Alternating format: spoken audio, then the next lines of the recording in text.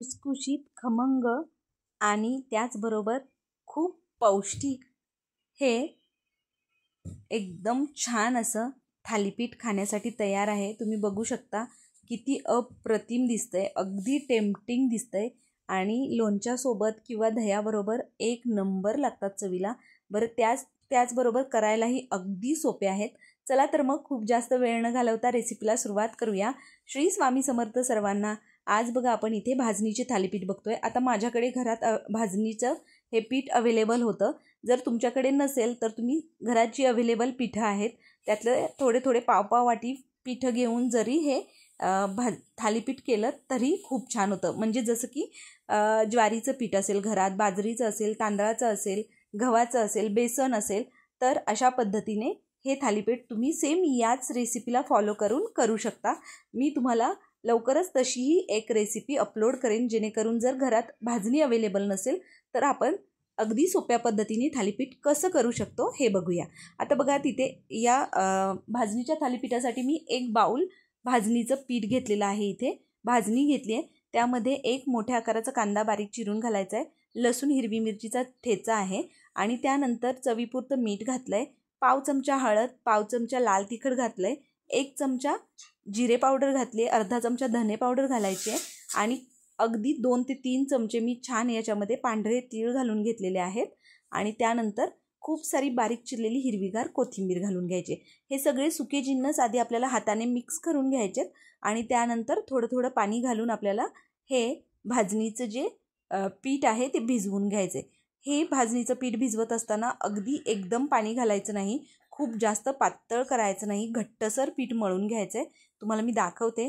इथे बघा अशा पद्धतीने आपलं पीठ छान भिजवून झालेलं आहे आणि मस्त असं घट्टसर आपण ही भाजणीचं थालीपीठाचं जे पीठ आहे ते भिजवून घेतलेलं आहे। अगदी अर्धा चमचा यावर तेल घालायचं आणि त्यानंतर तेल घालून झाल्यानंतर जेणेकरून याच्यावरची लेअर जी आहे पिठाची ती सुकली नाही जात, अशा पद्धतीने तेल छान लावून घ्यायचं आणि त्यानंतर हे एक 15 ते 20 मिनिटं रेस्टसाठी ठेवायचं। आता तुम्हाला घाईच्या वेळी करायचे असतील तर तुम्ही लगेच जरी हे थालीपीठ करायला घेतले तरी काही हरकत नाही। मी एक 15 ते 20 मिनिटं याला बाजूला ठेवून दिलेलं, छान पिठाला रेस्टवर ठेवलं होतं। आता त्यानंतर असा हात पाण्यामध्ये भिजवून घ्यायचा आणि त्यानंतर याच्यामध्ये मीडियम आकाराचा गोळा करून पिठाला आपल्याला याला थापून घ्यायचं आहे। इथे स्वच्छ बघा रुमाल घेतलेला आहे, त्यावर पाणी घालून घ्यायचं आहे आणि त्यानंतर जो आपण गोळा घेतला होता पिठाचा तो ठेवून अशा पद्धतीने अगदी हलक्या हाताने आपल्याला हे थालीपीठ थापून घ्यायचे आहेत। अगदी इझिली थापले जातात, कुठूनही चिरा पडत नाहीत। व्यवस्थित आपण पीठ भिजवून घेतल्यामुळे एकदम छान हे थालीपीठ तयार होतात आणि मी अगदी बेसिक पद्धतीने हे थालीपीठ दाखवलेले आहेत।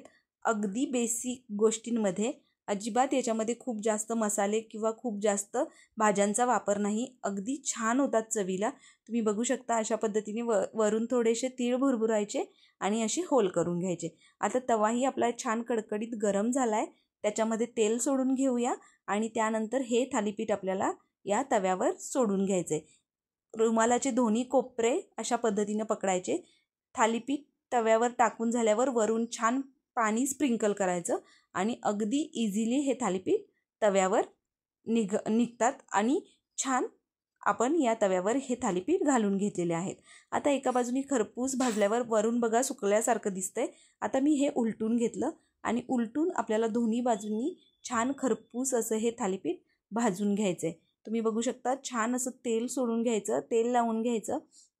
आपण जे हे होल केले त्यामध्ये तुम्ही थोडं थोडं थेंब थेंब तेल सोडू शकता, जेणेकरून थालीपीठ लवकर भाजायला मदत होते आणि अगदी खरपूस दोन्ही बाजूंनी हे थालीपीठ छान भाजून घ्यायचे। तुम्हाला मी जवळून दाखवते किती परफेक्ट असं हे थालीपीठ आपण भाजून घेतलेलं आहे। आता सेम याच पद्धतीने दुसरं एक थालीपीठ मी तुम्हाला तव्यावर सोडून दाखवते। अशा पद्धतीने बघा तव्यावर घालून घ्यायचं आणि जिथे आपल्याला वाटतंय की निघत नाही आहे तिथे थोडंसं पाणी वरून स्प्रिंकल केलं की इझिली हे थालीपीठ निघतात। अशा पद्धतीने बघा अगदी सोपी पद्धत आहे। सकाळी तुम्ही घाईच्या वेळी जरी हे थालीपीठ करायला घेतले तरी इझिली हे थालीपीठ आपण करू शकतो आणि सोप्या पद्धतीने आहेत, त्याचबरोबर तेवढेच जास्त हे हेल्दीसुद्धा आहेत। अगदी पौष्टिक रेसिपी आहे, खूप छान लागतात चवीला। दह्याबरोबर तुम्ही सर्व करू शकता, अगदी भन्नाट लागतात। आणि सोप्या पद्धतीने करताही येतात. चला तर मग तुम्हाला ही आपली थालीपीठची रेसिपी कशी वाटली मला कमेंट करून नक्की सांगा. आणि लवकरच आपण, जर आपल्याकडे थालीपीठाची भाजणी नसेल तर सगळी पिठं एकत्र घेऊन छान चमचमीत खुसखुशीत आणि खमंग असं थालीपीठ कसं तयार करायचं तीही रेसिपी लवकरच मी तुम्हाला दाखवेन. अगदी सोपी आहे, याच पद्धतीने आपल्याला फॉलो करायचं आहे आणि अगदी तेही थालीपीठ खूप छान लागतात चवीला.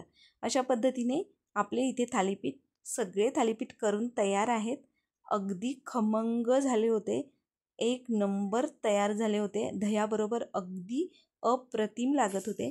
तर तुम्हाला ही झटपट होणारी सोप्यात सोप्या थालीपीठाची रेसिपी कशी वाटली मला कमेंट करून नक्की सांगा. आणि तुम्हाला जर ही आपली खमंग खुसखुशीत थालीपीठ रेसिपी आवडली असेल तर आपल्या आदिश्री रेसिपी चॅनलला सबस्क्राईब करा. त्याचबरोबर बेल आयकॉन प्रेस करायला अजिबात विसरू नका, जेणेकरून इथून पुढे येणाऱ्या छान छान आणि नवनवीन रेसिपीच्या नोटिफिकेशन्स तुम्हाला मिळतील आणि त्या सगळ्या नवनवीन रेसिपी तुम्हाला ट्राय करून बघता येतील. आणि आपण त्याचबरोबर खूप साऱ्या सिरीज घेऊन येणार आहोत, त्यामुळे त्याही सिरीज तुम्हाला बघायला मिळतील. चला तर मग आपल्या या खमंग खुसखुशीत थालीपीठ रेसिपीला लाईक करा, रेसिपी शेअर करा आणि त्याचबरोबर आपल्या आदिश्री रेसिपी चॅनलला सबस्क्राईब करून ठेवा. भेटूया अशाच एका नवीन छान चमचमीत खुसखुशीत रेसिपीबरोबर. तोपर्यंत छान छान रेसिपीज ट्राय करून मस्त मस्त खात राहा, खुश राहा. थँक्यू.